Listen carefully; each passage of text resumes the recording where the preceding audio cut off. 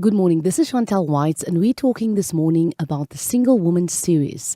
This morning, we will be interviewing, or rather talking, to a lady called Jullian Wilson. She's a single mother, and we're just going to get all the information regarding being a single mom, what God has done for her, and what God can do for you. So we're going to talk about single mothers.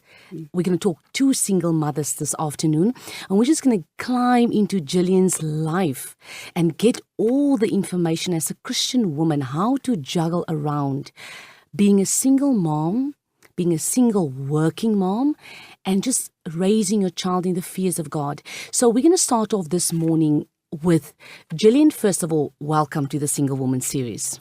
Well, thank you, Chantal, and to our listeners out there, a very good afternoon to you.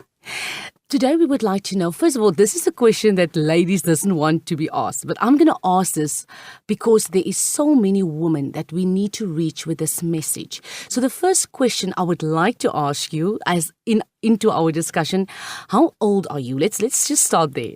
I can happily say I am 48 years of age, blessed by the Lord.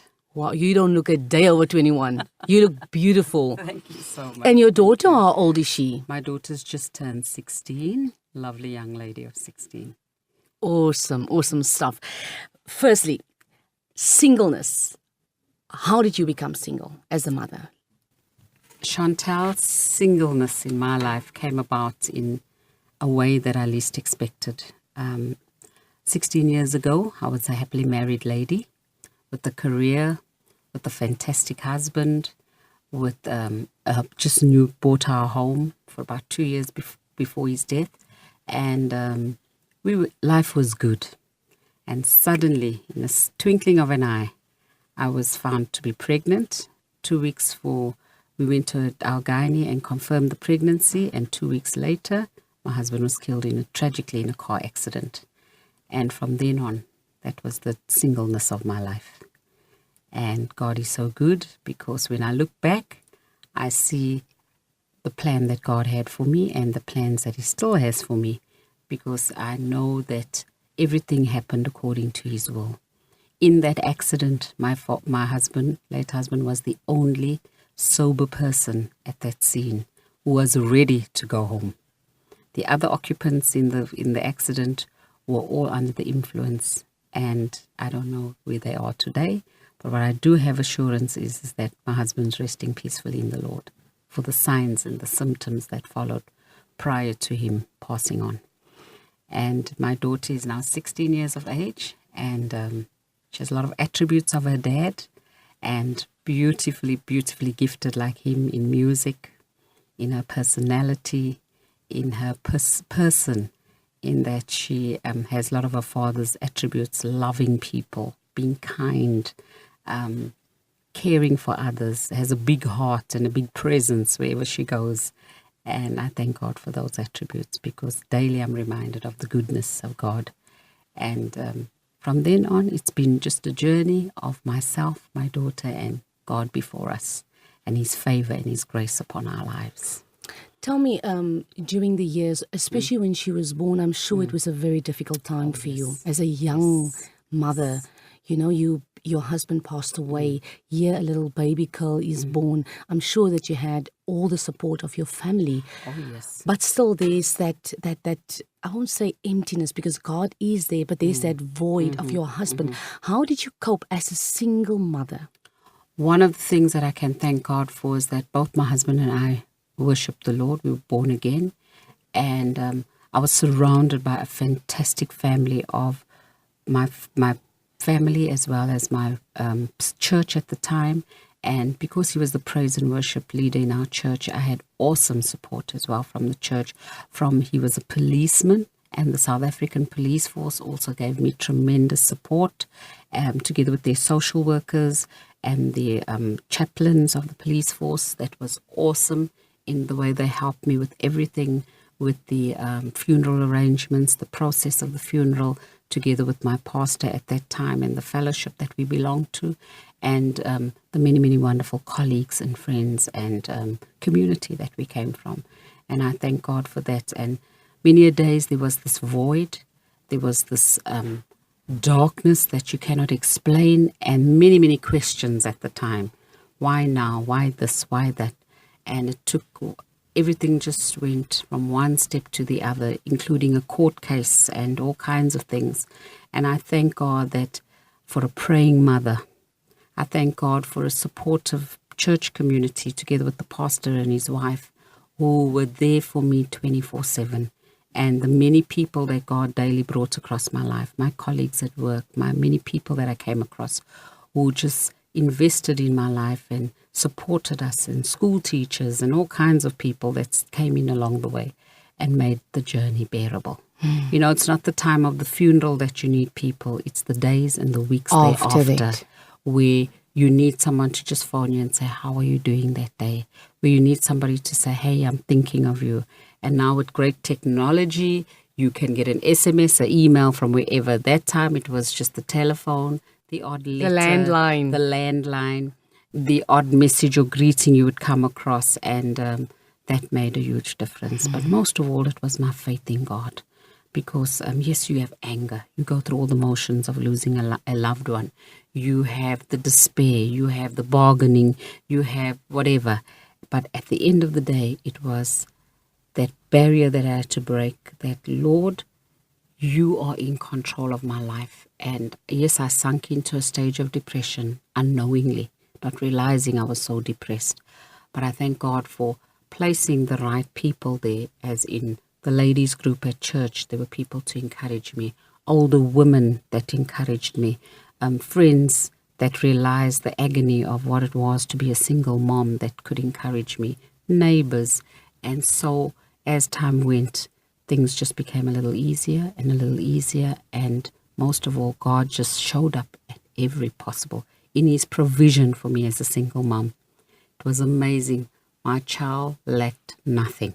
Wow. God provided in every way. Single way. There were days I would have no petrol in my car, not a cent in my purse, and I would get to work and come back. God's provision. That car would ride and that needle wouldn't move. And I'd say, but I know I didn't fill in any petrol today. How come I'm getting to work again? And every day I would say, Lord, your grace go before me. Father, I claim that today I will achieve X, Y, Z. And it was amazing how God just showed up every time. Each and everything that I needed. Till this day, I can look back on the last 16 years, and when my daughter said, Mom, how did you do it? And I said, my baby, only by the grace of God, we were able to do what we were doing. Until now, and I know for the year ahead, he's still in control of every situation. Jullian, tell me a little bit about your pregnancy. How was you just lost your husband. Mm-hmm. You just found out that you were pregnant. Mm-hmm. The belly is growing. Mm-hmm. You know, the baby clothes are there. Mm-hmm. The pictures are there of the two of you. Mm-hmm. Tell me a little bit about your feeling. What did your emotions? The one thing that I do know for a fact is that with God, everything gets easier. Yes. It is easier. It's hard. It's difficult. But it's easy because you have your Heavenly Father's shoulder that you cry on. Yes. So tell us a little bit about your pregnancy experience. I thank God for the pregnancy, because I think that was what also kept me focused, was that, okay, this has happened. My whole world has crumbled in a split second. Now I have a baby, and I can thank God for the many, many people, mothers and widows that I was in contact with, who could say to me, Jullian, just look at it this way. One is gone, but one is coming. God has placed this lovely, precious gift inside of you. Focus on that, and you will know that he lives. And I thank God that the pregnancy was a bit of a roller coaster. Yes, some days my blood pressure was high because of the circumstances surrounding. I've never been to a court before. I've never been to lawyers before. So all those things were just like, wow, what is happening now? And I thank God that every time I looked at my belly, I could say, thank you, Father. And the most exciting part was when my baby started to kick and move. And that's when I knew, God, you are real. You are real. Yes, I had my moments when I missed him so much. I couldn't explain to people. But that was my time when I had to have my cries. I had to have my down moments where I could just sometimes sit in my room and just cry before the Lord and say, this is becoming hard. What is happening? How come this? How come? And I could ask the questions, and he would make ways and means of answering through people, sometimes a verse in the Bible, and other times it was just somebody would just phone me at the right time and say, I've been thinking of you. Let's pray. How's baby? How's this? Somebody would just come and say, I'm taking you for your next doctor's appointment. And God just worked in the most miraculous ways of putting people there, and he knew what I needed every time and placed him there, and we could carry on. Yes, there were times when I would just think today is not a good day, but God's hand of grace would again reach out to me and knock at the door. Hi, we were thinking of you today. Or a praying mother, they would say, come my child, I just want to share this with you. And mom would put on Radio 2000 or Radio Tygerberg or one of these beautiful Christian radio stations and say, listen to this, or come, there's a program I'd like you to watch. We would watch Rhema Ministries at that time was on the television. We would watch that and be blessed by it. And I just thank God for all those opportunities that came by and helped me realize that God is all around with people, in the workplace, wherever. God was just there everywhere. For me, everywhere. Every time I turned, when I thought, what now? And he would provide an answer. There's a lot of young girls, ladies at this moment that is pregnant, that does not have the Lord in their lives at this moment. They are very confused. They are, and you know what, let's be honest, many girls think once their boyfriends walk away, they think of aborting the baby. They think of all kinds of things. They even think of being, committing suicide because the burden is too much. And I would like you just to encourage every single mother, every single woman, whether you are a believer or not at this moment, what advice would you give to a single mother, whether it's going to be your first child, whether it's going to be your second or third child? Every situation at the end of the day is different. And sometimes your faith could have been strong, but mine is not that strong. So what would your advice be with this amazing testimony that you have? What advice would you give to our ladies listeners this morning? Chanthal, I wouldn't say it's advice that I can give, because life is just a continuous book that is being written. But all I know is that you as a child, your parents have dedicated you to the Lord in whatever way. You might look at me and say, you have to be born again. Yes, we are. We would love to be born again, each one of us. But your parents, from the time they've dedicated you, they've given you to God. They've thanked God for that gift. They've enjoyed you as a gift. Remember those things that made it better for you, like prayer. Pray and ask God, send me those people that will make it better. And many a times a young that single will guide mom, me in this process. A young single mom, people just reach out to you. Be that person you are approachable, because many times in our despair and our despondency and our anger and frustration of being abandoned, we tend to push people away. Don't do that. Instead, ask the Lord, Lord, let me embrace whoever. I'm not angry with the whole wide world. I'm just angry with this person or that person.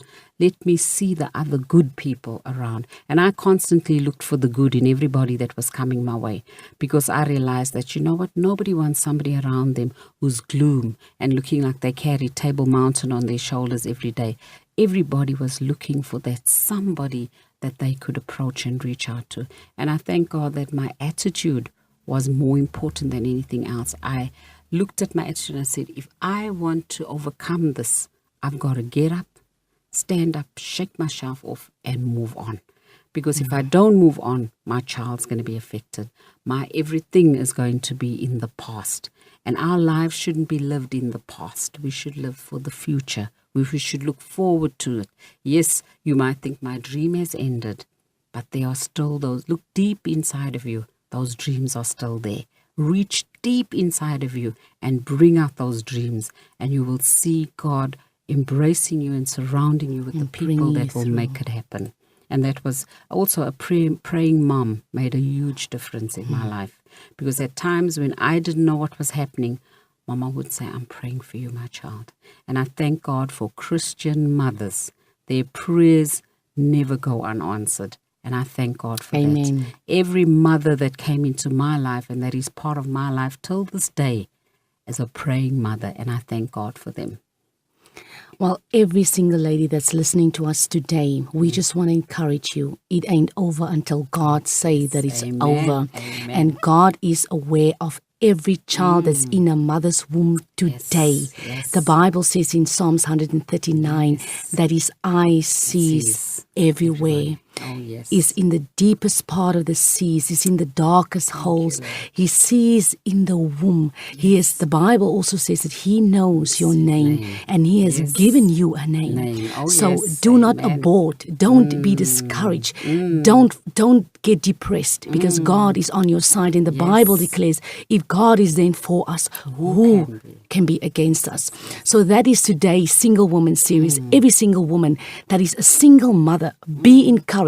Take courage. We're talking to Jullian Wilson that has lost her husband at a very young age. When she lost her husband, she was 2 weeks pregnant. And God just blessed her. Was it difficult? Yes. Was there days when you thought, no, this is not going to work? Yes. But at the end of the day, God enriched you with beautiful, Christian, prayerful, holy people that could uplift you. And we want to send this message out. Surround yourself with positiveness. Surround yourself with the Word of God. Surround yourself with people that can direct you to God, to Jesus Christ, our Savior. And the guarantee is God will bring you out. Oh, yes. Amen. God will bring you out. And to those many ministers and women of God, our first ladies and our women's group leaders who are sometimes challenged by every single or every other woman I look at is in this situation. Pray, Lord, how can I serve them more? Because those are the people that need you.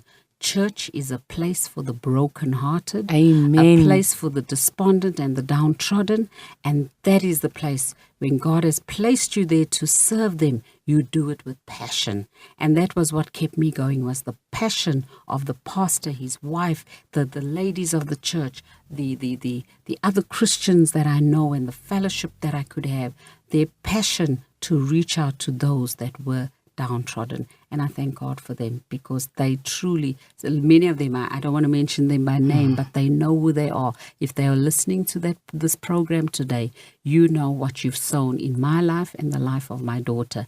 And even to somebody as simple as the cleaner at the school would serve my child with such passion and would do their best. The creche teacher, the lady at aftercare, all those people are the people that God surrounds you with to make the challenge and the journey much better.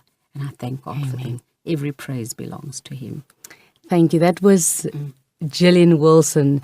May God bless you, and may God just bless you. That's my desire, and may God enlarge the place of your dwelling, Jullian. Thank you. That was our Single Woman series for today. An interview with a single mother, Jullian Wilson. God bless.